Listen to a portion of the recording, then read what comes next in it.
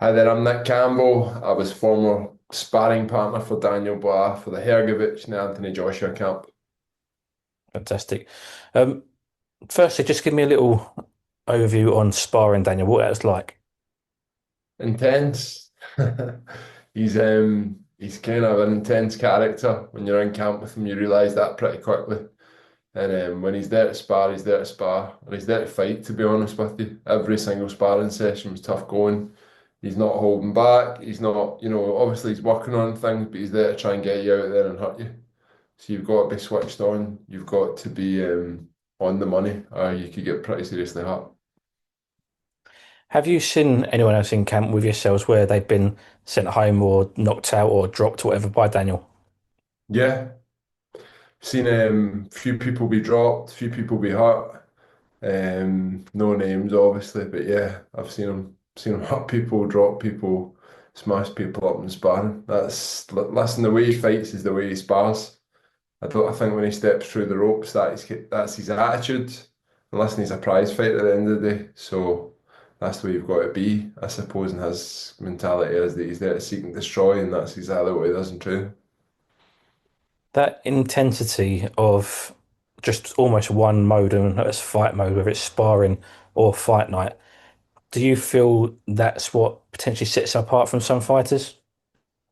Yeah, listen, I think he's an incredibly determined individual, and he's obviously got a good team around him. His dad's very, very prominent in that team, and his dad's the driving force behind a lot of the things going on in the background. He's got a great coach in Don Charles, who's kind of changed him in the last two or three fights, I believe. And yeah, yeah, he's a determined individual, and the way he trains, his lifestyle, the kind of one track mentality and focus he's got is probably what sets him apart. But listen, you're talking about the 1% of boxing here when we're talking about world champions, then you're probably talking about another small percentage in the heavyweight division, the glamour division where all the money is. So these guys are some of the best athletes and sportsmen in the world. And definitely when you get up to that level, they've all got that one track mind, that focus, that mentality, and it's evident to see in his last couple of performances where he's at. I'm going to go through a few of these attributes, and I want you to tell me exactly what that attribute is like in Daniel. So, first one is his physicality or his strength. Very strong, very physical. There was a couple of things that I was doing in sparring that maybe upset his rhythm. And once he kind of learned what I was going to do, he then found ways to try and combat that. And listen, I'm a pretty big, strong, physical guy. I obviously come from a rugby background. I'm used to the rough and tough, but Daniel is definitely as strong and physical as anybody else that I've been in the ring with. But his power, you mentioned you've already seen him stop and drop people. What's his power like to feel and not be on the receiving end? Yeah, yeah. Listen, do you know what's actually his best punch, in my opinion, is his jab. He's got a ramrod jab, and it's almost like getting hit with a backhand sometimes. Snaps the head back, and it kind of, you see stars sometimes when he catches you with it. It's not much fun to be on the end of it, and I think that is a massive punch for him. It breaks down opponents, it upsets your rhythm, doesn't really let you get set, and when he gets that working, he's a dangerous man. Um, I think I would describe his power as dense. I wouldn't say he's a one punch knockout artist like say a Deontay Wilder, but every single shot is thudding. And there's dense power in all his shots. So I suppose that's the easiest way to describe it. Although it's a bit of an unusual way to describe it. He's got very dense power in all his shots. One attribute I feel maybe a little bit underrated on Daniel is his footwork. Let's talk about his footwork.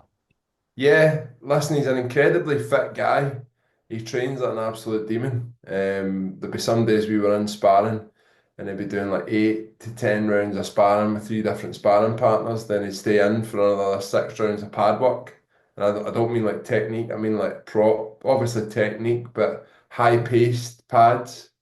And I think that's part of the reason why his footwork is maybe a little bit underrated, but he he's got good feet work and he can keep on his feet, keep moving, and he's very fit. So the combination of his fitness and having agility for a big man is very deceptive. He cuts the ring off very well.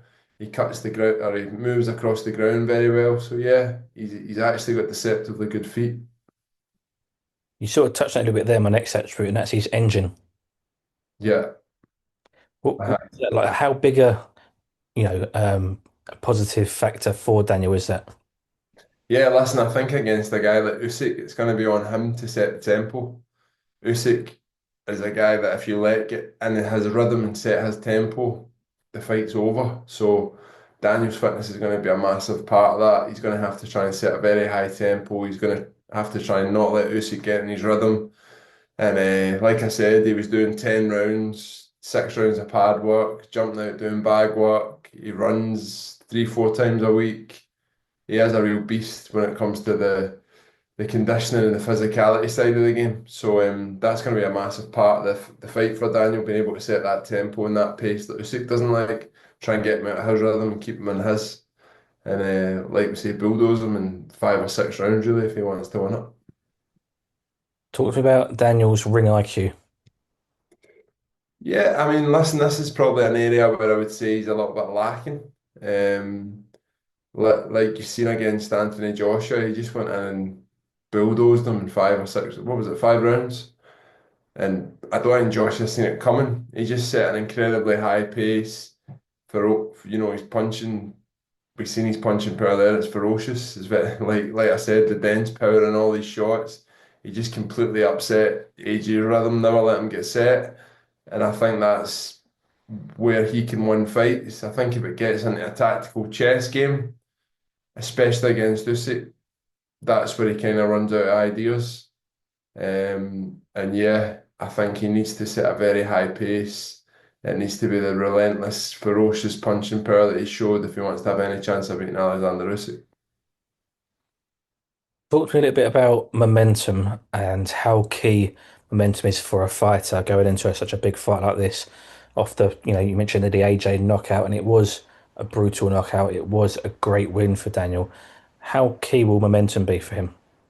Yeah, definitely. Listen, I think confidence and momentum is massive going into any fight at any level. Having a little bit of momentum behind you and having obviously the two massive scalps and Hergovic and AJ behind them as well is a big thing. And yeah, I think he's going to be going in there full of confidence. He obviously wants to try and right a wrong in his eyes. He feels like the first fight should have been stopped after the body shot. Was it below the belt? Was it not? Who knows? It doesn't really matter in my opinion. But yeah, he'll feel as if he's got a few wrongs to right, and he'll be bouncing full of energy after his last couple of performances. Having said that, he's against a man who's never been defeated. He's against a man who's always answered whenever the question was asked. And a guy who's had momentum his whole life, really, when you even think back to his amateur career. He's done everything as an amateur and a pro. And listen, I think some of the stuff that's went on in the build up to the fight will have upset Alexander Usyk, and I think he'll be out to prove a point. And bringing up the low blow and was it not? That'll hurt him because he won't want any questions about his victory. So yeah, both men coming in with a lot of momentum, both men with a lot of points to prove, and I think it makes things really interesting. Is Dan in your opinion, a better fighter now since the first Usyk fight? Yeah, definitely. I think there's no question when you look at his last couple of performances. There was a lot of question marks over Daniel Dubois. Did he have the heart? Was he a quitter? And he's definitely answered all of them now. Obviously, the Jarrell Miller fight, he was under extreme pressure. Miller was, putting a lot of big punches in. He was putting him under a lot of pressure. He hurt him a couple of times, and he's a massive, what is he, 300 pounds? He's huge. And he managed to overcome that, get the stoppage late on. The Hergovic fight, again, under a lot of pressure, eating a lot of right hands, big powerful shots that would have stopped a lot of other men. Managed to come through that, get the stoppage. Then the fight against AJ, he was never really troubled in that fight, but in the build up to the fight, everybody was worried about him. They thought that, some people were coming out and saying he could get seriously hurt against AJ. Everything was weighed against him. Come out and completely bulldoze him. So no doubt about it. Don Charles has changed his mentality, changed the way he fights, and yeah, he's 100% a better fighter than he was the first time round. We spoke about his physical strengths and his attributes. What about mentally, especially after that first Usyk fight where he did lose that fight to him? And as you mentioned, Usyk's never lost a fight as a professional. How much, or if at all, would it have any impact on Daniel, do you think? A good question. I think you've seen how he dealt with the pressure of the occasion in the AJ fight. He kind of just walked out as if it was a fight at a sports hall somewhere and got in there, smashed him and left. Do you know what I mean? So I don't think he has too much time to think about those kind of things. You'll obviously, you'll obviously remember certain moments from the first fight.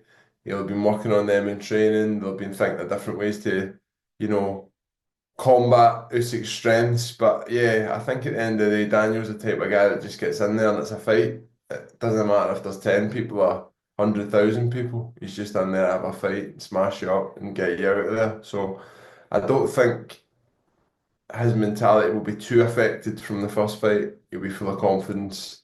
And like I say, you'll probably see in his face when he's walking to the ring, he's not too phased by it. He's just in there to do a job, smash him up and get out of there. Do you think the weakness in Usyk is still the body?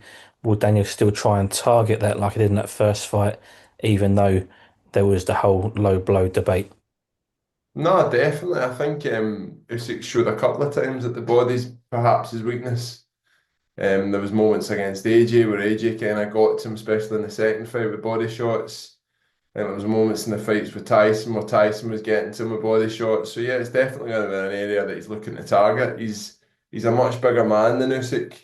I think Usyk will come to the ring maybe 1'6", 1'7". Daniel's probably coming not far off that, but he's physically bigger, more imposing man. And remember, Usyk's really a cruiserweight who's came up to heavyweight and done incredible things. So he's got to try and use his size and his attributes to his strength. And I think targeting the body is definitely going to be a tactic. Just going back to your sparring with Daniel, what's the biggest lesson that you learnt from Daniel? Biggest lesson that I learned for Daniel. Wear your gum shield. No, I'm like no. Listen, do you know the biggest thing that I learned for me personally was trying to upset his rhythm, not let him get set in a rhythm, and keeping him on the back foot. If you can keep him on the back foot, he finds it a little bit harder. Hard thing to do against a big physical strong man, but trying to keep him on the back foot and trying to apply pressure to him was two things he didn't like. Upset his rhythm. Very much easier said than done, but that would be, for me, the two things that I took from it was when I tried to pressure him, put him under pressure, rough him up in close and keep him on the back foot. He didn't like that too much, so I don't think that'll be Usyk's tactic, but if it was a bigger man going in against Dubois, that would be my advice. And just finally, Nick, can I push you for a prediction on the outcome of the fight? Listen, I've obviously bigged up Daniel Dubois a lot here, and I think he's a great fighter. He's a legitimate world champion now in the last couple of fights, in my opinion. But I just feel like the first fight was so wide, barring that one body shot. Was it a body shot? Was it not? Usyk just controlled the tempo, controlled the pace, and he kind of shut the computer down in Dubois. He almost, it wasn't like he beat him up. He did beat him up at certain points in the fight, but he just made the computer switch down. And when it starts going against Daniel, or things start getting tough in the sense that he can't work out the puzzle, I think that's when we could see him unravel. So I think Usyk is still the favourite for this. He's like I said, whenever the question's been asked, he's always answered, and I just find it hard to see past him in this fight. I think that Dubois against a similar type of fighter to him, he's going to be too much and he's going to bulldoze him.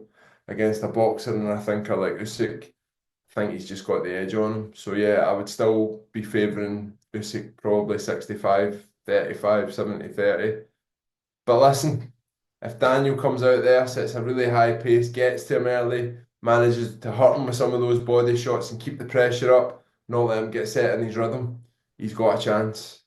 But if I was a betting man, I'd still be putting my money on Usyk.